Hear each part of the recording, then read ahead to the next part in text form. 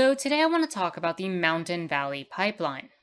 In my previous video, I discussed the Inflation Reduction Act and how it will ultimately serve the interests of the fossil fuel industry.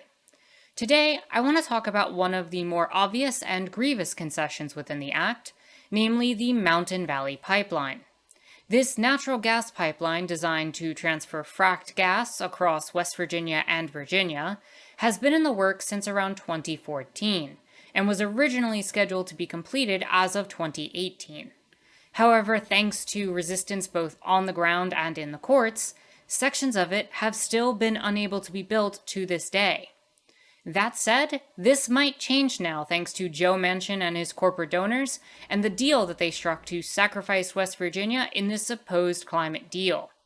So with that said, let's take a look at some of the details involved here, starting with the financial incentives that are involved. So we start off by realizing that the Mountain Valley Pipeline, this 304-mile gas pipeline cutting through the Appalachian Mountains, is actually funded by several different developers. One of its developers, NextEra Energy, warned that actually as of February that many legal and regulatory obstacles meant that there was actually very low probability that the pipeline would be completed. However, Senator Joe Manchin and this deal that he's created have stepped in order to essentially revive this potentially dead pipeline.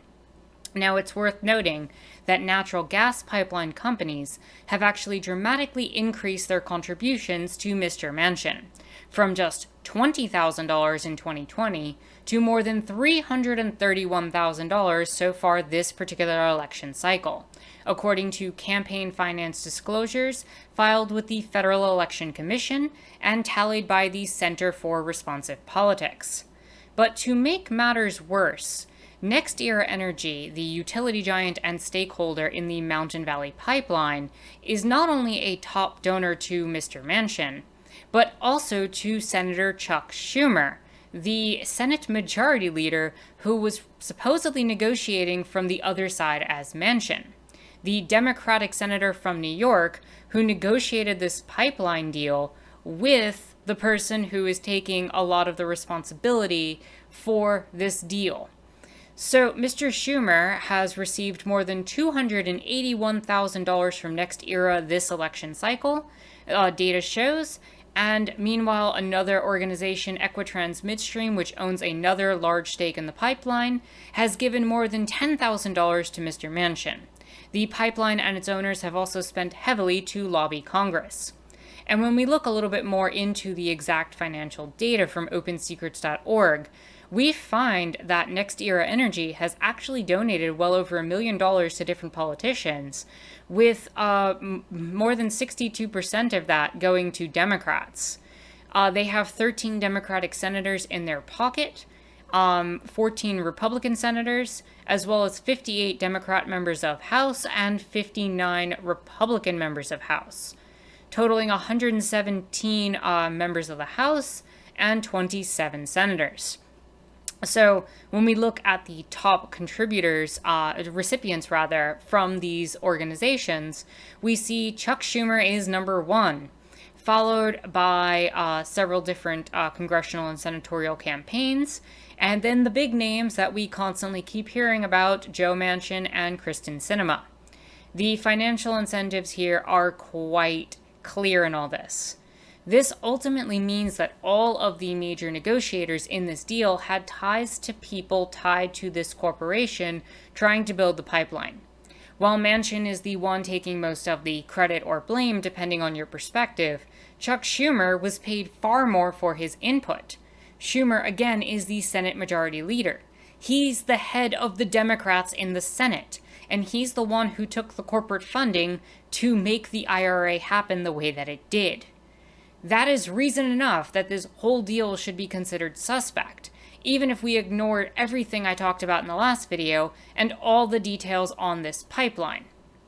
But that said, we also have to take into account and recognize that many people in the region have been fighting against this project for years. And the reason is that people actually fear that it may contaminate rural streams and cause erosion or even landslides. By filing lawsuits over the potential impacts on water, endangered species, and public forests, they've exposed flaws in the project's permits, applications, and pushed its completion well beyond the original target of 2018. The delays have helped balloon the pipeline's cost from the original estimate of $3.5 billion to $6.6 billion. And this is where a lot of the funding is going. A lot of the money has been spent on trying to buy politicians, on trying to make sure that they can get this pipeline taken care of, because the courts have been stopping it at multiple turns. The agreement from all of this with the IRA, it's all being undone with this one agreement, which would strip jurisdiction over any further legal challenges to those permits from a federal appeals court that has repeatedly ruled that the project violated the law. So what would happen here is that jurisdiction would be shifted over any further litigation to a different court, the D.C. Circuit Court of Appeals. So essentially, the IRA has just changed the rules on who gets to determine the outcome of this pipeline. What we need to recognize here is that Joe Manchin, as well as Chuck Schumer and all of the donors that back them, saw that they were not getting their way through one method, and negotiated to get their way by changing the venue to one that may be more favorable to their outcomes. This just goes to show that finances let you not only buy politicians and buy the rules that they make, but when you still manage to lose in all of that, you can then just negotiate a different arbiter that has financial incentives that are designed to be more favorable to your outcomes. You can literally change the referee of the match and make it so that you win by default. Now, we have to recognize here that in essence, the Democrat leadership has accepted this 300 somewhat mile two-state pipeline fostering continued use of fossil fuels in exchange for cleaner energy and reduced greenhouse emissions nationwide. Manchin has been publicly pushing for the pipeline to be completed, arguing it would move much-needed energy supplies to market, promote the growth of West Virginia's natural gas industry, which is quite the opposite of what we want to see from a climate bill, and create well-paid construction jobs. And I need it to be understood that these construction jobs, whenever we see these pipelines made, are always temporary. And that instead of using fracking-based gas, we should be pushing for solar and wind technologies and providing workers training for those technologies so they're actually prepared for the future. The future is not in the natural gas industry through fracking practices. It's not sustainable in the long run, especially with the way they have to extract it from the ground. Furthermore, anything that's tied to the traditional fossil fuel industry is essentially going to fall to the wayside in a number of years. It's going to have to, because if it doesn't, there's not going to really be an economy and society to lean on. So if we assume the future exists and we're looking at a hopeful outcome for any of this, we should be investing in a positive future based on green technologies. This is not the solution. And that would also ensure long-term positive outcomes for both the environment and for workers, especially if those workers were to be unionized in some sort of trade organization. But that's not in the interest of these companies here and now. So here we are. Meanwhile, we have to recognize that ProPublica and Mountain State Spotlight have been reporting for years on how a federal appeals court has repeatedly halted the pipeline's construction because of permitting flaws, and how government agencies have responded by trying to ease the rules to aid said developers. So just so we recognize that this isn't the first time that this kind of thing happened, the Fourth U.S. Circuit of Appeals has actually shut this down many times.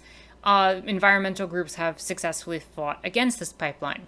As of October of 2018, the same appeals court blocked the $5.4 billion pipeline at that time because the developers' plan to temporarily dam 4 West Virginia rivers didn't meet special restrictions that state regulators had put on streamlined approval processes.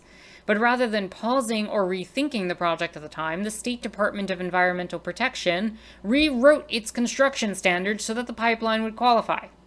Again, you just rewrite the rules to get the outcome that you want. And after their most recent court loss, West Virginia officials are once again rewriting their restrictions to help pave the way for the pipeline to qualify for streamlined permitting processes. So this isn't even the first time we've seen this kind of deal cut. And hopefully activists will continue to keep fighting against it and will keep being able to stall it even in the DC courts. However, that's going to be a lot more difficult now that the federal government is slated to support it. And so here we are seeing the same type of behavior from politicians in West Virginia, ignoring the environmental consequences prescribed by the EPA and just changing regulations to suit business needs. This is exactly the type of reality we're seeing when the IRA makes the same type of changes. And so when we talk about what harm this will cause and why environmentalists are so against this particular pipeline, I think it's important to take a look at some of the reasons why this will cause harm to the environment or how this will cause harm to the environment. So we have here drinking water areas. So the Mountain Valley Pipeline would cross source water assessment areas for Western Virginia Water Authority, the city of Roanoke, the town of Rocky Mount, and the ACP would cross the source water assessment areas for the cities of Staunton, Norfolk, and Emporia. So several cities are going to have their water sources potentially contaminated by this pipeline. On native trout streams, so we see that Trout Unlimited found 150 water crossings for concern. For brook trout in Virginia, almost half, 73 of them, were considered to be of highest concern. Meanwhile, the city of Emporia is made up of approximately 70% people of color, with 23% of people living in poverty. And yet the ACP would cross the Meherrin River, which provides the water for Emporia's reservoir. The ACP would also travel through a census tract near Franklin, Virginia, that has a high percentage of minority residents, approximately 73%, with 16.7% of people living in poverty, and reach approximately 2.5 miles from the city's nearest source water well. And as usual, we will always find in these pipelines that the areas that are sacrificed are always going to be the areas poor people live and the areas that people of color live. And any time that any sort of project like this happens, there will always be spills, there will always be leaks, they always happen, and there's no changing that. In the meanwhile, the ACP would entail 864 stream crossings in the Chesapeake Bay watershed, which could result in upwards of 19 million additional pounds of annual sediment production that would then be required to be offset by additional sediment reduction practices elsewhere within the Chesapeake Bay watershed. In addition to that, 22 crossings in wetlands that are hydrologically connected to those in the National Wildlife Refuge would be affected, affecting different wetlands, vegetation, and altering and harming the wetland ecosystem. Furthermore, it will cause a lot of vegetation to be cleared, and as we talked about in the video talking about the Kentucky flash floods, in Appalachia especially, clearing a lot of this vegetation is going to make flash flooding and even normal flooding worse over the years, because as you clear more and more vegetation, it makes it easier for water to pour into the valleys. That's also tied to increases in landslides, where you're going to see an increase in issues where landslides can actually rupture the pipeline as well as hit residential homes.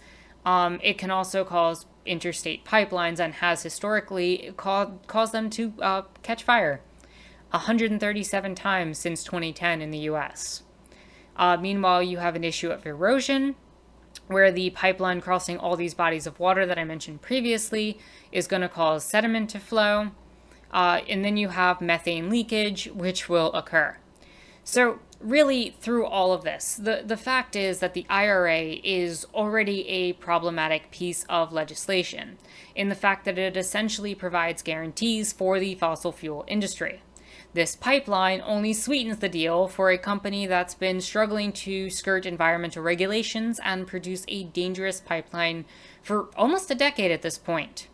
We need to recognize that when lobbyists control politicians and therefore control the narrative on both sides, and when finances dictate our environmental policies, we will always have sacrifice zones like what's happening in West Virginia.